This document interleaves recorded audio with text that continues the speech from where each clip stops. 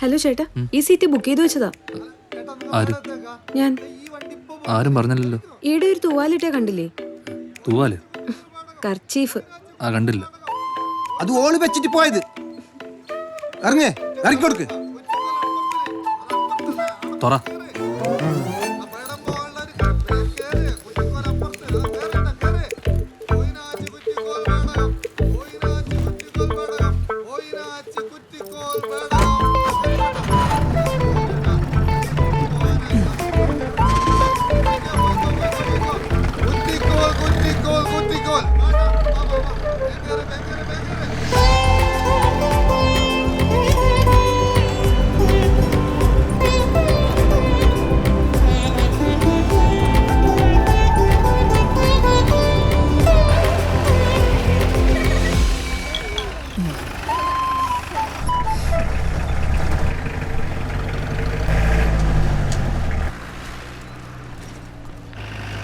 ഏട്ടാ, ജീപ്പ് നിർത്തി.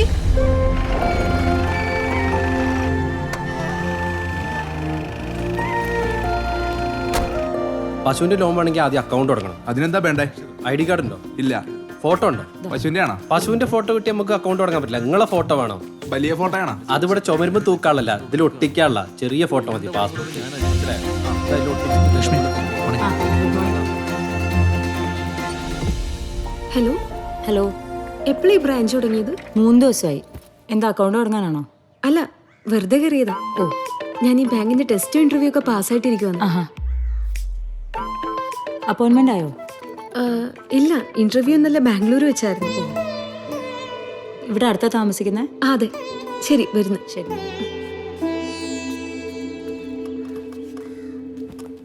ലക്ഷ്മി, അതെ, ഇവിടെ ജോലി കിട്ടാൻ വല്ല ടെസ്റ്റും എഴുതിയിരുന്നു? ഇല്ല, ഇത് റൂറൽ ബ്രാഞ്ച് ആയതുകൊണ്ട് നമ്മുടെ എല്ലാവരെയും സ്പെഷ്യൽ അപ്പോയിന്റ്മെന്റ് ആണെന്ന് എന്നോട് പറഞ്ഞു.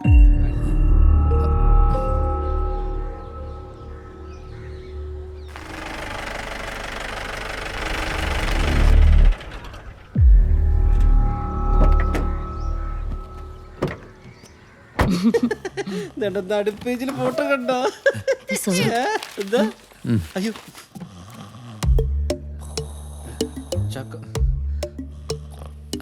കൊള്ളാം. ചാക്കോ, ചാക്കോ, ചാക്കോ. സാർ, ചായയും ലഡും പഴംപരിയും എടുക്കട്ടെ സാർ? വേറൊന്നുണ്ട്? പരിപ്പൂട ഉണ്ട്, സുഖിയൻ ഉണ്ട്. സുഖിയ. മാനേജർ ഓർഡറോ? പുറത്തേക്ക് പോയിട്ട് ഇവിടെ ചായ കുടിക്കണം. ഉണ്ട്. ഇല്ലേ? ഒരുത്തൻ വടക്കോട്ട്, ഒരുത്തൻ കിഴക്കോട്ട്. എന്താ വിഷ്ണു ഇത്? ശിവകുമാർ ലഡ്ജർ എടുക്ക. Where is a ledger book? Vishnu, നിങ്ങളുടെ ലെഡ്ജർ ബുക്ക് എടുക്കുക. സാർ വന്നു. ആ, ഇവിടെ ഉണ്ടായിരുന്നോ? എന്താടോ ഇത്? സർ, ഒരു കസ്റ്റമറെ കാണാൻ വേണ്ടിയിട്ട്. ഒരു സ്കെയിൽ ടു പറഞ്ഞ് ഹാൻഡിൽ ചെയ്യുന്ന പോലെയാണോ താൻ ഹാൻഡിൽ ചെയ്യുന്നത്? എന്നിട്ട് ഫോൺ വിളിക്കുമ്പോൾ പറയാം, സാറേ ഫണ്ടില്ല, ഫണ്ടില്ല. ഫണ്ടില്ല എന്നുണ്ടെങ്കിൽ ഇറങ്ങിപ്പോയി ഡെപ്പോസിറ്റ് പിടിക്കണം. ആ ഡെപ്പോസിറ്റ് വെച്ചോണം ബിസിനസ് ചെയ്യാൻ. എടോ, താനൊരു എക്സ്പീരിയൻസ് കാൻഡിഡേറ്റ് അല്ലേ? തനിക്കറിയില്ല ഇതെങ്ങനെ ഹാൻഡിൽ ചെയ്യണം എന്നുള്ളത്? അറിയാം. See, I am very sorry to say this, but take it from me. ഒറ്റ ഒരുത്തൻ്റെ പണിയാണല്ലേ. അയ്യോ, ഇഡിയറ്റ്സ്. എടോ, ഒരു കസ്റ്റമർ ഉണ്ടോ അവിടെ? സർ, ഇവിടുത്തെ നാട്ടുകാരൊന്നും ഈ ബാങ്കിങ് സിസ്റ്റമായിട്ട് അത്ര യൂസ്ഡ് അല്ല. എഗെയിൻ, ഈ ലൂപ്പോൾസ് ഒന്നും എനിക്ക് അറിയണ്ട. ഓരോയിടത്തും പോയി സേവിങ്സ് അക്കൗണ്ട് ഓപ്പൺ ചെയ്യണം. ഡെയിലി കളക്ഷൻ എനിക്കിവിടെ കിട്ടിയേ പറ്റൂ. ലുക്ക്, ഞാൻ ഒരു സോണൽ മാനേജർ മാത്രമാണ്. എനിക്ക് അതിൻ്റെതായ വർക്ക് പ്രഷറുണ്ട്. റെഡിയാവും sir, we are working on it. Working on it. Sivakumar എന്തായി? ഇല്ല സാർ, എൻട്രി ചെയ്തേക്കുന്ന ഒന്നും ശരിയായിട്ടല്ല. ഒന്നും ശരിയാവില്ല, ഇത് അടച്ചു വെച്ചേക്കും. ഇനിയൊരു ഇൻസ്പെക്ഷൻ വരുമ്പോൾ ഇതാണ് അവസ്ഥ എന്നുണ്ടെങ്കിൽ അതിന്റെ മറുപടി ഞാൻ പറയുന്നില്ല. ശിവകുമാർ,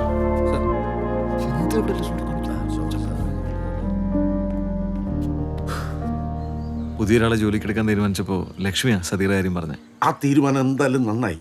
ഓർക്കൊരു വരുമാനം ആകുമല്ലോപ്പാ. അത് ശരിയാണ്. ഈ ഡെയിലി സേവിങ്സ് അക്കൗണ്ട് ആളുകൾ കൊണ്ട് തുടങ്ങിപ്പിക്കണം. അതിനെ ഞങ്ങൾ സഹായിക്കാം.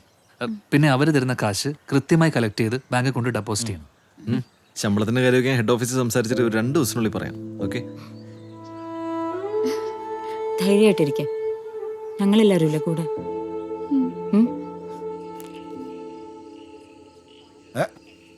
ഇതൊക്കെ 2ാം ഘട്ടമാണോ?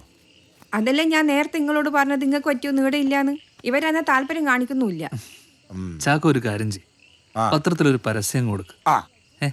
അതാവുമ്പോ എന്ത് കള്ളത്തരം വേണമെങ്കിലും പറയാം. 6 അടി പൊക്കം, ഒത്ത ശരീരം, പിന്നെ ആവശ്യത്തിന് മണ്ടത്തരം. അത് കറക്റ്റ്. സാറെ ആണ്ടൊരുത്തി ചാടിപ്പോയി.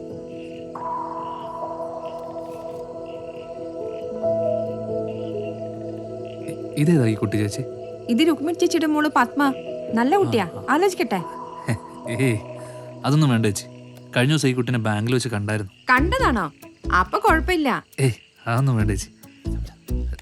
ചുമ്മാരി വേണ്ട ചേച്ചി, ചേച്ചി വിട്ടു. ഞാൻ ശരിയാക്കപ്പ. ആ നോക്കിക്കോ, അമ്മക്ക് ശരിയാക്കാന്നേ. ഒന്ന് പോജാക്കോ കാര്യമാണ്. എനിക്കോ നടക്കുന്നില്ല. നടക്കും ചാക്കോ. ഈടെയാന്ന് ഞാൻ ഒരിക്കൽ വന്നിന്. ആണല്ലേ? ഈ വഴിക്ക് പോയി നോക്കാ.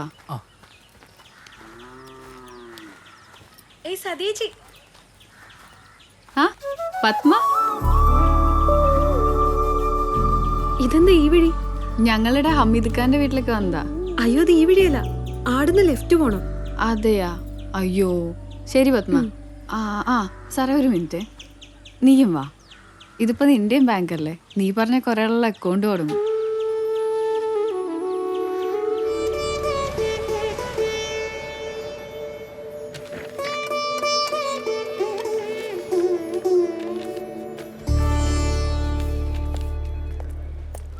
താൻ ആകെ നടത്തിയത് ഒരേ ഒരു വിദേശയാത്ര, അതും 6 വർഷങ്ങൾക്ക് മുമ്പ് ദുബൈയിലേക്ക്. 3 മാസം കഴിഞ്ഞപ്പോൾ തിരിച്ചും വന്നു. എന്തിനാ പോയത്? ജോലി തേടി പോയാ സാറേ, ഒന്നും ശരിയായില്ല. പേരിന് പോലും വിദേശത്തൊരു ബന്ധമില്ലാത്ത തനിക്ക് ഇപ്പം എങ്ങനെ ഇത്രയും വലിയൊരു ബിസിനസ് ഡീൽ അവിടെ നടത്താൻ പറ്റുന്നത്? ബന്ധങ്ങളുള്ളതുകൊണ്ട് മാത്രം ആരെങ്കിലും രക്ഷപ്പെടുമോ സാറേ? യൂസഫ് അലി സാറൊക്കെ നമുക്ക് നല്ല എക്സാമ്പിൾസ് അല്ലേ? അത് ശരിയാ, പക്ഷെ അവരൊന്നും നിന്നെ പോലല്ല കാശുണ്ടാക്കിയത്. ഈ വിഷ്ണുവും മറ്റുള്ളവരും ബേടകത്തെ ബാങ്കിൽ ജോലിക്ക് ചെന്നു എന്നുള്ളത് എല്ലാവർക്കും അറിയാവുന്നൊരു കാര്യമാണ്. ശരിയാണ്. സാധാരണഗതിയിൽ തുടങ്ങിയ ബാങ്കിൽ പിന്നെ നടന്നൊന്നും അധികം ആർക്കും അറിയത്തില്ല സാറേ. സർ, എന്റെ ഹോൾ ടിക്കറ്റ് വന്നില്ല. മോളെ ഇത് ബാങ്കാണ്, കോളേജല്ല. ഹോൾ ടിക്കറ്റ് അതല്ല സർ, ഞാൻ ഈടിയ ഫീസ് അടിച്ച് എൻ്റെ പേരുള്ള എല്ലാവർക്കും ഹോൾ ടിക്കറ്റ് വന്നിന്, അനക്ക് മാത്രം വന്നില്ല. യൂണിവേഴ്സിറ്റി വിളിച്ച് ചോദിച്ചപ്പോൾ കാശ് കിട്ടിയില്ല എന്നാ പറയുന്നത്. അതെന്തെങ്കിലും ടെക്നിക്കൽ ഇഷ്യൂ ആയിരിക്കും. ഞാനൊന്ന് ചെക്ക് ചെയ്യട്ടെ. മോള് പോയിട്ട് നാളെ വരുമോ? ആ നാളെ ഞാൻ എൻ്റെ അച്ഛനെയും കൂട്ടിയിട്ട് വരാം. ലക്ഷ്മി, ഒന്ന് മാനേജർ അടുത്ത് സൂചിപ്പിച്ചേക്കെ. ശരി. മിനിമം 10 ലക്ഷം രൂപയെങ്കിലും ഡെപ്പോസിറ്റ് വേണമെന്നാണ് വിജയ് സാർ പറയുന്നത്. അതിന് ഇവിടെ ഇങ്ങനെ ഇരുന്ന ഡിപ്പോസിറ്റ് വല്ലതും വരുമോ സാറേ? സാറേ ഈ 10 ലക്ഷം രൂപ ഉണ്ടാക്കാൻ പറ്റുമെന്ന് എനിക്ക് തോന്നുന്നില്ല. എന്ന് വെച്ച് ടാർഗറ്റ് അച്ചീവ് ചെയ്യണ്ടേ? എല്ലാവരും ജോലി പോകുന്ന പ്രശ്നമാണ്. അതിന് നാട്ടുകാരെ കയ്യിലുള്ള കാശ് മുഴുവൻ ആ ബട്ടിന് പലിശ കൊടുക്കാനല്ലേ തികയുള്ളൂ. അതിൻ്റെ ഇടയ്ക്ക് ഡെപ്പോസിറ്റ് തന്നെ അങ്ങോട്ട് ചെന്നാൽ മതി. ഒരു 2 ലക്ഷം രൂപ കൂടി ഉണ്ടായിരുന്നെങ്കിൽ ഒരു 5 ലക്ഷം രൂപ ക്ലോസിംഗ് ബാലൻസ് കാണിക്കായിരുന്നു. വിജയ് സാറിൻ്റെ അടുത്ത് എന്തെങ്കിലും പറഞ്ഞ് പിടിച്ചിരിക്കാം. ഈ 2 ലക്ഷം രൂപ ഇപ്പൊ എവിടെ നിന്ന് ഉണ്ടാക്കും? ആ ബട്ടിനോട് തന്നെ ചോദിക്കാം, ഡിപ്പോസിറ്റ് മതി. ആ ചെന്നാ മതി. ബട്ട് ഇപ്പൊ എടുത്താണ്